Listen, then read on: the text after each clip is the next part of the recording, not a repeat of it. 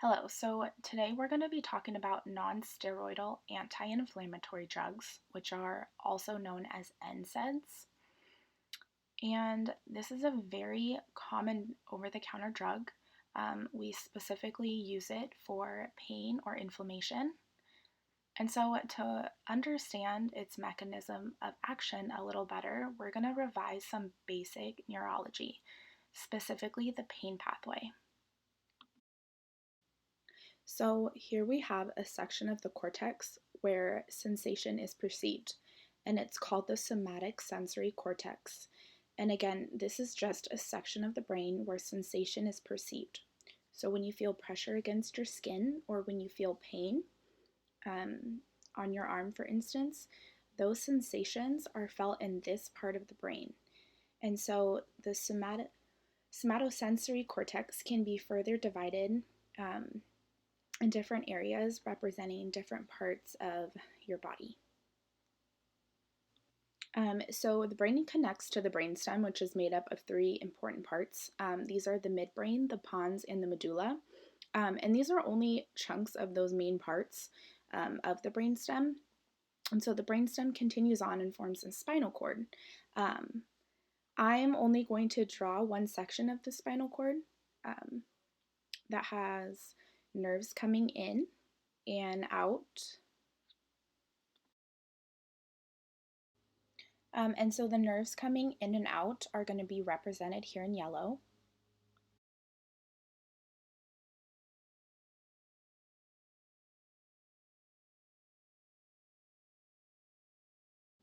So I'm going to label the spinal cord its left and right side because you have to remember that we're looking at it from the front.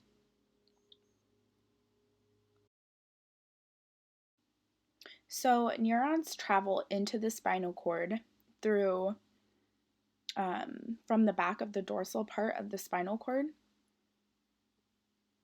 which is here in yellow. And so it's the first order neuron. The first order neuron is a sensory neuron, which brings in information of an action potential, so of a pain, temperature, pressure, etc.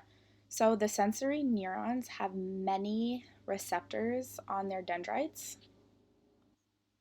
Let's say, for example, this first order neuron is innervating a tissue of our skin. So let's just say it's the right hand.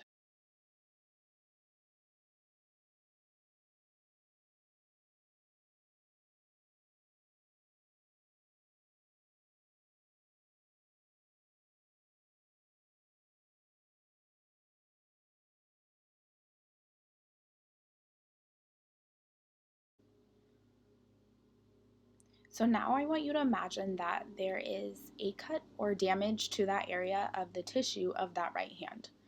So we've got immune cells within the area that will get activated and further recruit more immune cells, mounting an inflammatory response here. So you have immune cells such as neutrophils, macrophages, and mast cells. All of these cells, as well as the damaged skin cells, will release inflammatory mediators.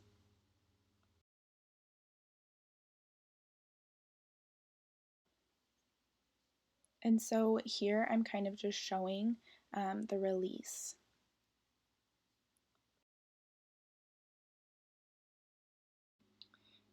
So I want to apologize. The lower bottom corner of my paper got cut off. So I will try to make this very simple.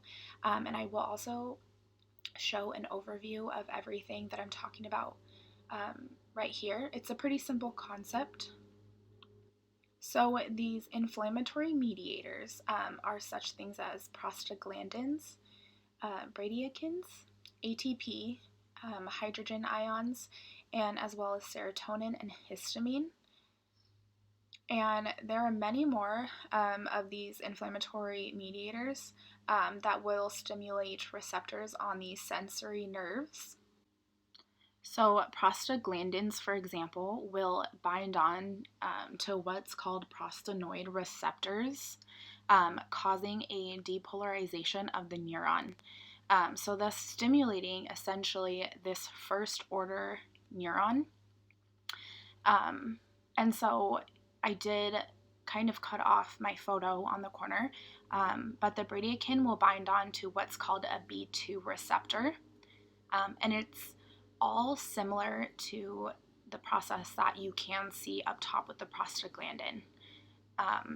And so that will also cause a depolarization as well. And thus stimulating, again, this neuron. The other mediators will also somehow stimulate the first order neuron through other mechanisms and other receptors. And so what's fascinating is that when this first order neuron is stimulated, it will further promote an inflammatory response by releasing other chemicals, such as substance P and C, GRP. So this inflammatory process is pretty amplified because there are so many inflammatory mediators being produced. So it's really important to remember this main role in the pain pathway. And the one I'm talking about is prostaglandins, and specifically prostaglandin E2 and F2. Prostaglandin E2 causes depolarization. And of course, with that, it'll cause an action potential. And so this action potential will travel to the end, to the back of the dorsal horn of the spinal cord. And so at the dorsal horn of the spinal cord, the first neuron will synapse and relay the stimuli to a second order neuron. And the second order neuron will cross over to the other side from the right to the left. And it will enter what's called the spinothalamic tract. And you have two spinothalamic tracts, the anterior and the lateral spinothalamic tract.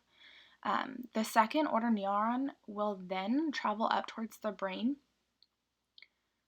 past the brainstem, and terminate at the thalamus. And the thalamus is kind of like the relay station in the brain. So in the thalamus, the second order neuron will synapse with a third order neuron, and that is now stimulated and will carry this action potential stimuli to the somatosensory cortex. And the third order neuron will actually discern which area of the body the information originated from. And so here, it would be the hand. And so something interesting to note here is whatever we feel on the right side, it's processed on the left side of the brain, and vice versa. Now, because prostaglandins are very important players or important mediators of inflammation and thus pain, let us see how it is made in periods of trauma or injury. Many cells around the area, in this case, immune cells and damaged skin cells, will convert their phospholipids, their cell membrane, into arachidonic acid, or in this case, you will see me write double A. So that can be converted into prostaglandin H2. Prostaglandin H2 then becomes prostaglandin E2 and prostaglandin F2. These prostaglandins are the ones that initiate or cause fever, enhance pain and inflammation. So the enzymes responsible for the production of these are cyclooxygenase 1 and cyclooxygenase 2. So I will refer to those as COX1 and COX2. And so despite kind of coming from or originating from the same name, they are very different. And so you will see with COX1, it's always active to maintain homeostasis in our body. it's like a good guy. And so COX-2 is the one active during injury, stress, and trauma. So for example, let's take a look at our platelets. When we cut ourselves, we need to stop bleeding. And so platelets help with that. And so here's what happens. So COX-1 converts arachidonic acid to prostaglandin H2. Prostaglandin H2, as we have just learned earlier, can then be converted to prostaglandin E2 and F2. However, in platelets, something different happens. Prostaglandin H2 is actually converted to thromboxane A2.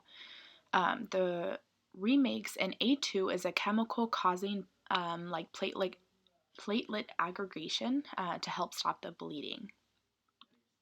And so NSAIDs work by blocking the COX enzyme, and they can be broadly divided into nonspecific, which are also known as non-selective NSAIDs, where they block both COX-1 and COX-2.